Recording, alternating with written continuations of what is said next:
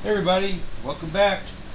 This is Kelly, RC Mechanic, and today we're working on the SCX10 clone scale transmission install part 3. I think it's part 3.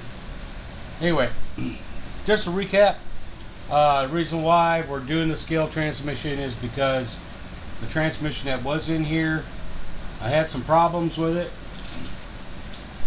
Did finally realize that I had a few teeth missing off the pinion gear, but that's okay because this gives me an excuse to put this in, right? Alright, so some problems that came with that is, well, I overcame the mounting problems. That's all done. Then I had a servo problem. Well, normally there'd be a plate right here. I took it off already. But as you can see, does not give much.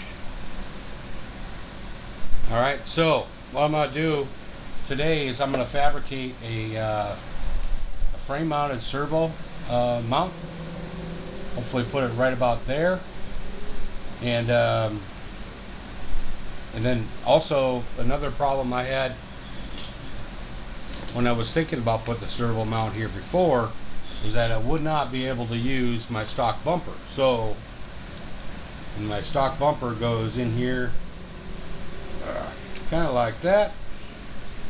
So if I have the servo right here, and if I put it in the right spot, I'm thinking I can probably have both, right?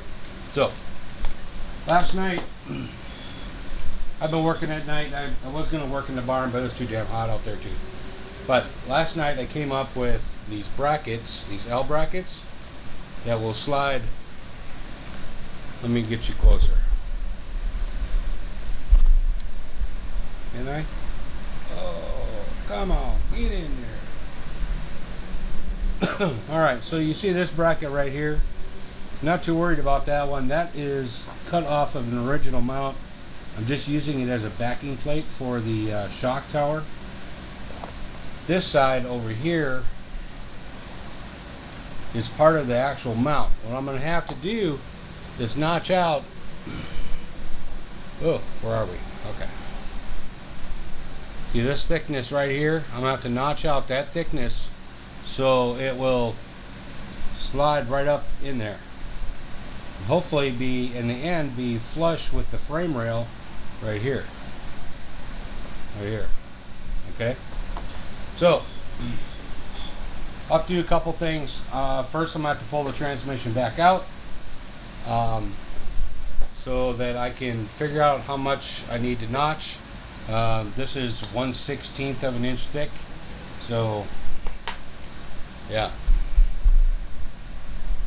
And the material on that mount is pretty thick, so I'm not too worried about strength. So I'm gonna go ahead and pull that transmission out right now. Alright everybody, as you can see, I got the transmission out. Here it is. Right?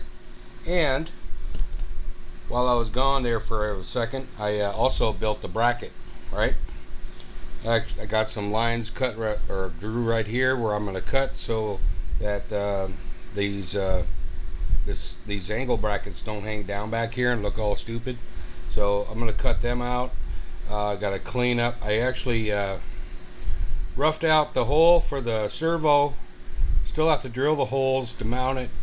But what I want to show you right now is how this works. Okay, so on this side of the bracket I notched it out, and when this sits in here, it sits pretty much flush, right? Just like that. Alright, so I've already mocked it up. It actually works pretty good. It actually sits just like that, right?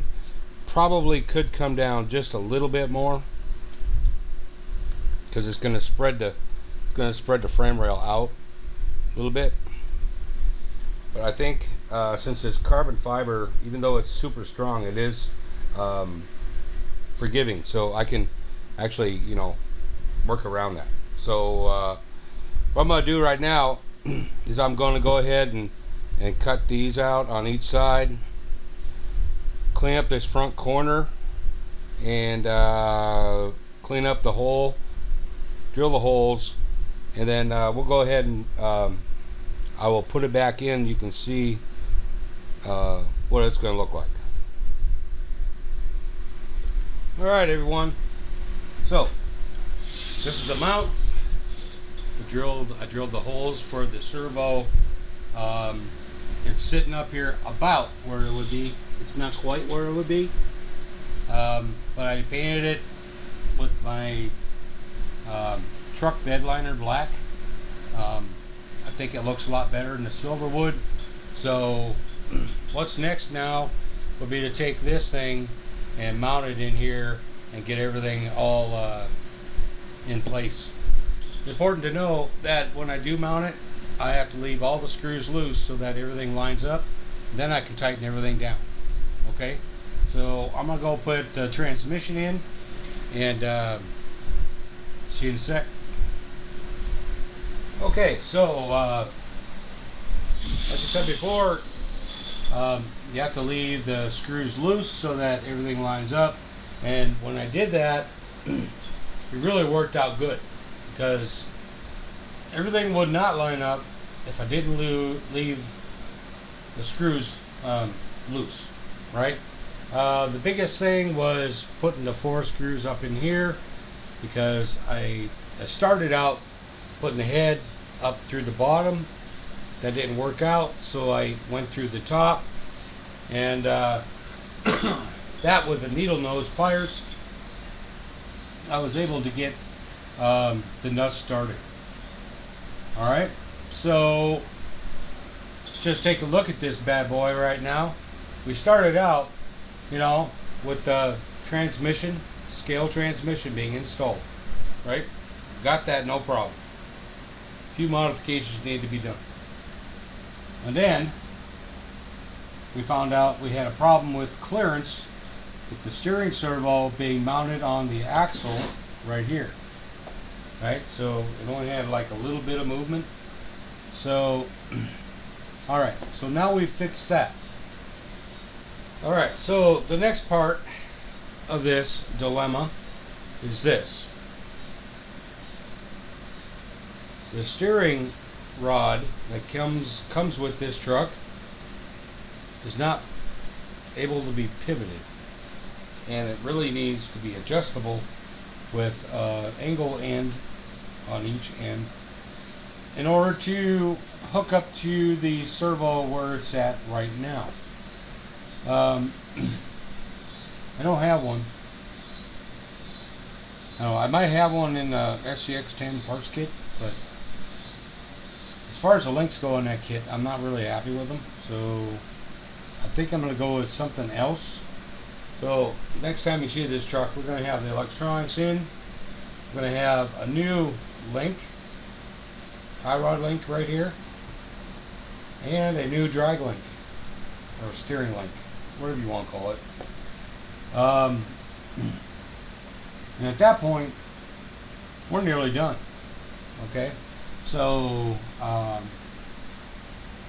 you know, if you like this kind of thing, please let me know. If you have any questions, comments, whatever, please leave them in the comment section. And I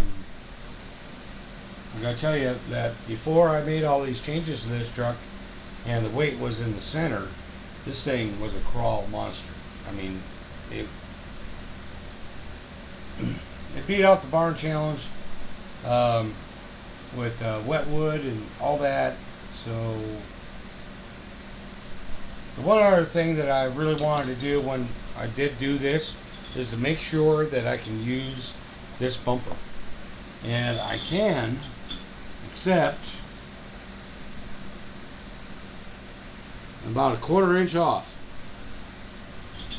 So I'm gonna have to cut these probably down to this hole right here, just to make sure I have clearance. It doesn't really get moved, and this whole thing is glued together.